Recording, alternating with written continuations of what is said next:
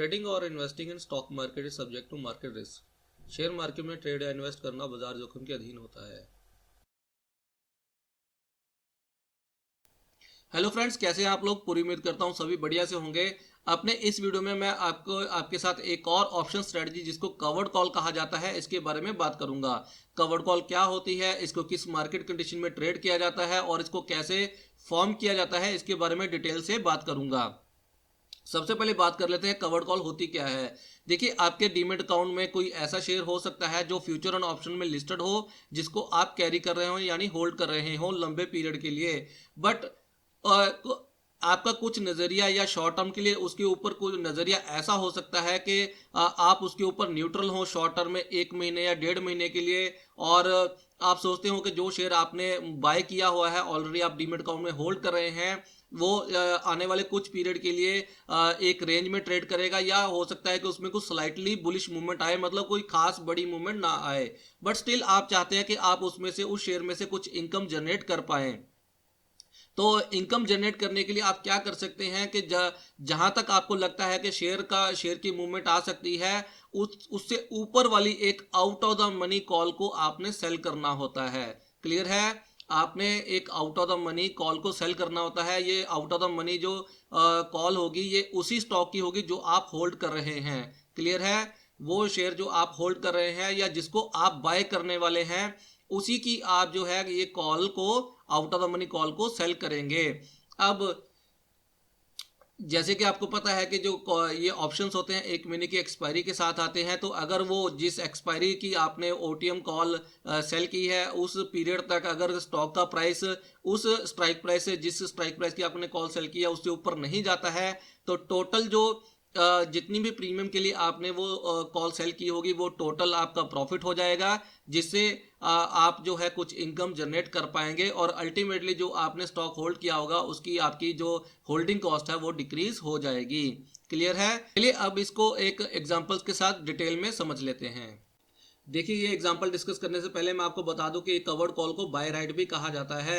जब आप किसी स्टॉक को बाय करते हैं और इमीडिएटली उसी स्टॉक की अगर आप बाय करने के साथ एक कॉल भी सेल कर दें, out of the money call भी सेल कर दें, तो इस तरीके के ट्रेड को बाय राइट कहा जाएगा, क्योंकि आपने एक तरफ तो स्टॉक बाय किया है और इमीडिएटली बाद उसी स्टॉक की एक कॉल को राइट भी कर दिया है, यानी सेल भी कर दिया है, इसलिए ये कवर्ड कॉल को बाय राइट भी कहा जाता है।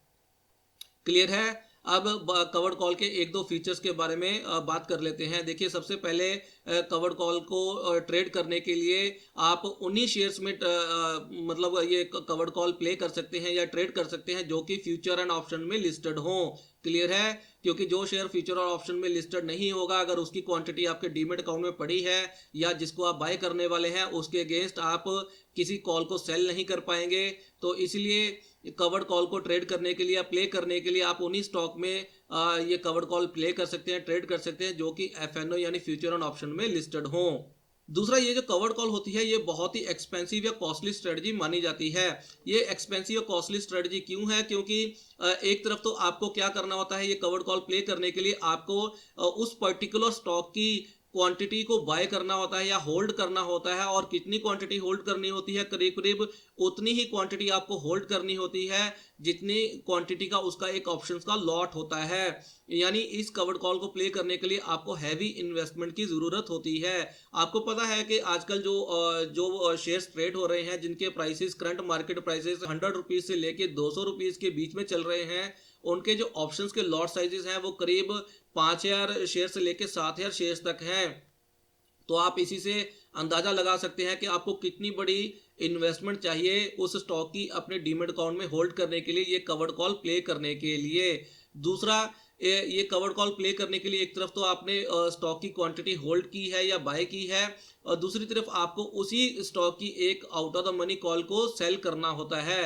अब आपको पता है कि जो भी ऑप्शन सेल किए जाते हैं या राइट किए जाते हैं, उसके लिए जो मार्जिन की रिक्वायरमेंट होती है वो भी करीब करीब प्रीमियम से 10 टाइम्स के आसपास होती है। इसलिए ये जो स्ट्रेटजी है बहुत ही कॉस्टली स्ट्रेटजी मानी जाती है। चलिए अब इस कवर्ड कॉल को इस एग्जांपल के साथ समझ लेते हैं। मान लीजिए एक स्टॉक है XYZ, जिसकी करीब 1000 क्वांटिटी यानी 1000 क्वांटिटी हमने ऑलरेडी बाय की हुई है। ये हमारे डीमेट अकाउंट में 1000 क्वांटिटी पड़ी हुई है। इसको हमने 100 रुपये पे बाय किया था और मान लीजिए यही इसका अभी करंट मार्केट प्राइस भी चल रहा है। इसको बाय करने के लिए हमने 1 लाख रुपए इन्वेस्ट किए हुए हैं। अब ये जो 1 लाख रुपए है इसमें मैंने कोई भी ब्रोकरेज या टैक्सेस इंक्लूड नहीं किया है, सो दैट हमारी इस एग्जांपल की जो कैलकुलेशन है बिल्कुल सिंपल रहे। अब हम ये भी मान लेते हैं कि ये जो XYZ है, ये फ्यूचर एंड ऑप्शन में लिस्टेड शेयर है और इसका जो ऑप्शंस का लॉट साइज था वो भी 1000 क्वांटिटी का ही है। तो अब हम हमारा जो व्यू है XYZ के ऊपर, एक तो हम इस शेयर को लंबे पीरियड के लिए यानी 6 महीने से ज़्यादा पीरियड के लिए होल्ड करना चाहते हैं, और शॉर्ट टर्म के लिए हमारा व्यू इसके ऊपर कुछ न्यूट्रल या स्लाइटली बुलिश बन रहा है। यानी हम ये मान के चल रहे हैं कि करीब आने वाले 1 महीने के अंदर इसमें जो मूवमेंट आएगी वो करीब 8 या 10 रुपए की आ सकती है, इससे ज़्यादा इसमें मूवमेंट नहीं आएगी। और साथ ही हम चाहते हैं कि इसमें हम कुछ इनकम भी जनरेट कर पाएँ। तो इसलिए अब हम क्या करेंगे कि इसकी जो 110 वाली स्ट्राइक प्राइस है, जहां तक हम सोचते हैं कि इसका प्राइस नियर टर्म में यानी शॉर्ट टर्म में जा सकता है, इससे ऊपर नहीं जाएगा, तो उसकी जो 110 वाली स्ट्राइक प्राइस होगी उसकी जो out of the money call होगी उसको अब हम सेल कर देंगे। मान लीजिए इसकी जो कॉल है वो 5 रुपए पे ट्रेड हो रही है 110 वाली स्ट्राइक प्राइस की, तो 5 रुपए पे सेल करने के बदले में हमें करीब करीब 5000 रुपये मिलेंगे। जब हम किसी ऑप्शन को सेल करते हैं तो उसका प्रीमियम हमें रिसीव होता है। तो इसको सेल करने से होगा क्या कि आपकी ये जो कॉस्ट होगी शेयर होल्ड करने की वो कम हो जाएगी। बुक्स में तो आपको डीमेट अकाउंट में तो ये 100 रुपये ही कॉस्ट दिखाएगा, बट आप अपने माइंड में ये सोच के चल सकते हैं कि अगर आपने इसको 5 रुपये पे सेल कर दिया है, इसकी स्ट्राइक प्राइस को 5 रुपये पे सेल किया है XYZ की, तो अगर ये एक्सपायरी तक 110 या उससे नीचे ही ट्रेड करता रहे तो ये 5 रुपये प्योरली आपका प्रॉफिट हो जाएगा, जिससे आपकी ये जो कॉस्ट है नोशनल कॉस्ट जो है कम होकर 95 आ जाएगी। उम्मीद करता हूँ आपको समझ में आ गया होगा।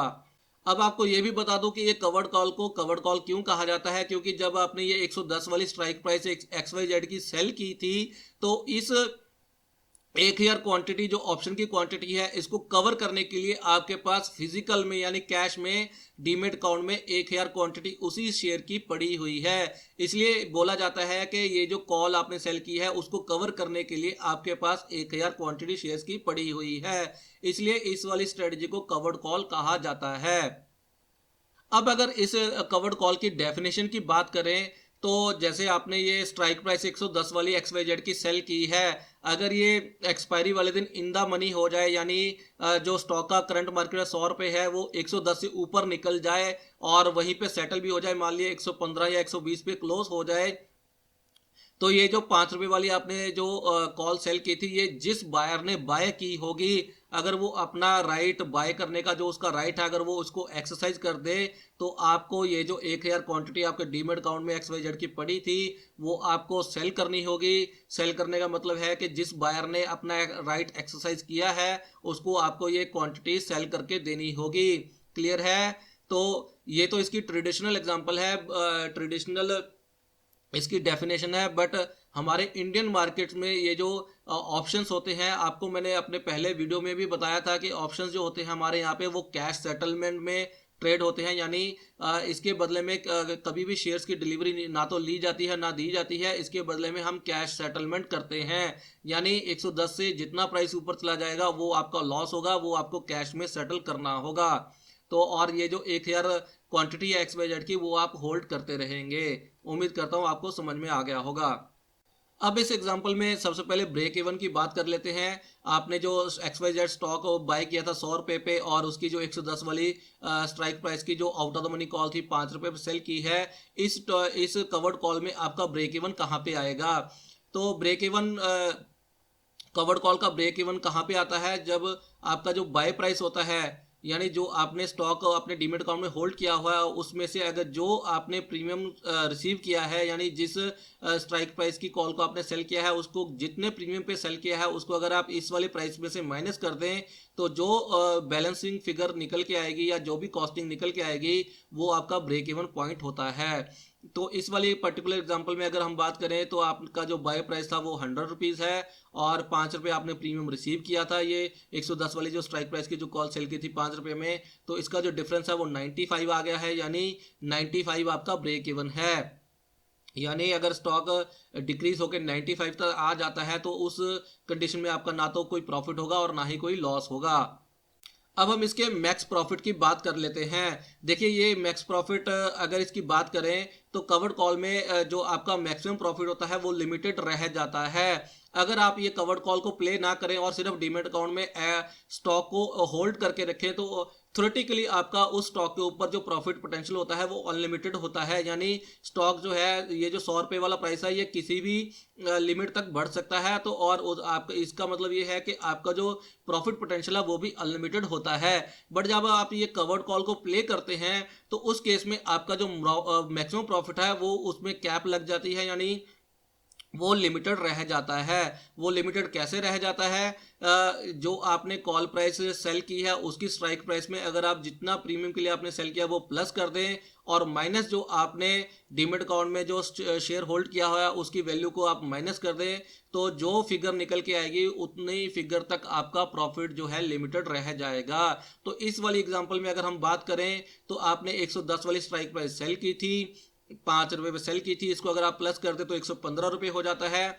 और जो शेयर आपने कैश में होल्ड किया था उसकी प्राइस 100 रुपये थी, तो यानी 15 रुपये जो डिफरेंस है वो आपका मैक्सिमम प्रॉफिट है। यानी इस वाली स्ट्रेटजी में अगर ये XYZ का प्राइस किसी भी लिमिट तक बढ़ जाए यानी 110 को क्रॉस करके आगे निकल जाता है तो आपका जो प्रॉफिट पोटेंशियल है वो 15 रुपये ही रहेगा, इससे ज़्यादा आपको प्रॉफिट नहीं होगा।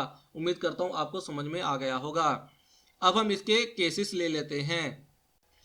केस नंबर 1 में अब हम देख लेते हैं कि हमारा जो स्टॉक है XYZ अगर वो एक रेंज में ट्रेड करे, यानी हमारा जो बाइंग प्राइस था कैश में जो बाइंग प्राइस 100 रुपीज़ था और ऊपर जो हमने स्ट्राइक प्राइस सेल की थी 110 की स्ट्राइक प्राइस सेल की थी, अगर ये इसी रेंज में एक्सपायरी तक ट्रेड करता रहे और एक्सपायरी वाले दिन इसी रेंज में अगर ये एक्सपायर हो जाए तो 110 वाली जो हमारी out of the money call थी जिसको हमने सेल किया था वो एक्सपायरी वाले दिन भी आउट ऑफ द मनी ही रह जाएगी और जिसकी वजह से ये वर्थलेस एक्सपायर होगी। और वर्थलेस होने की वजह से ये प्योर जो 5 रुपये हमारा जो प्रीमियम था ये प्योर हमारा प्रॉफिट हो जाएगा।